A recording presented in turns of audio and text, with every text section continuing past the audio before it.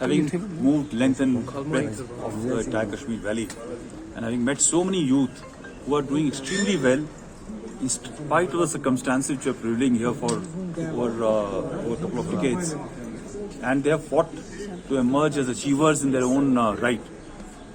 I thought it was very important for their stories to be heard across, not only in the country and the world, but also in Kashmir, for people to be inspired. That while there is on one side a narrative, incorrect narrative is being run, but yet these young men and women have broken the shackles to achieve what they've achieved for themselves, for society and the country. And therefore, we reached out to the team of GoC Talks and requested them to come across and record their stories. And I'm indeed very grateful to GoC Talks, especially Mr. Ritesh Malik, who was the one who actually connected us to GoC Talks, and now Darpan Shahji, who's here to record these stories. 9 have been already recorded, and as has been already told, they have hit more than 1 million hits. And I'm very sure the stories which are now going to be recorded will inspire many more generations and many more youth of Kashmir.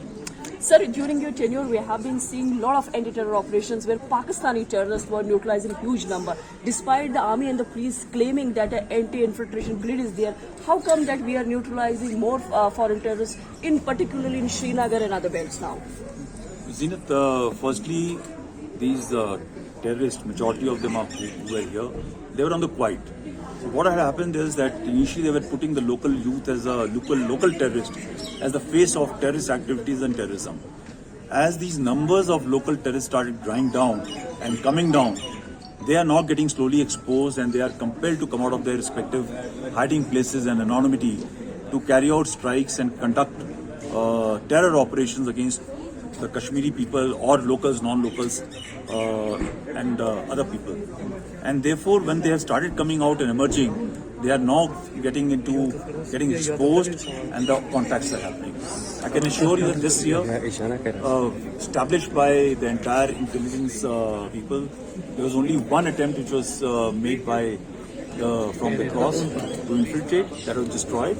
And since then, there has been not a major attempt. There are reconnaissance and some degree of attempt which was thought of, but because the grid, they have not made a very credible attempt to come aside. Yeah, of course. These are challenges, because once carrying an Aadhaar card and checking and all is being done, to validate the truth behind this person or his real identity is a difficult proposition.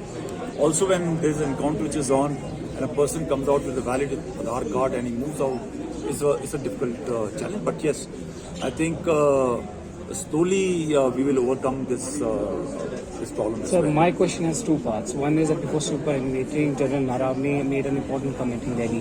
He said that there are certain night vision devices which have been found on the LOC, which US forces have also used. And second part is that there were reports that satellite phones are again being used by the militants and night device, to escape from cordons. How true is that, and how do you see it?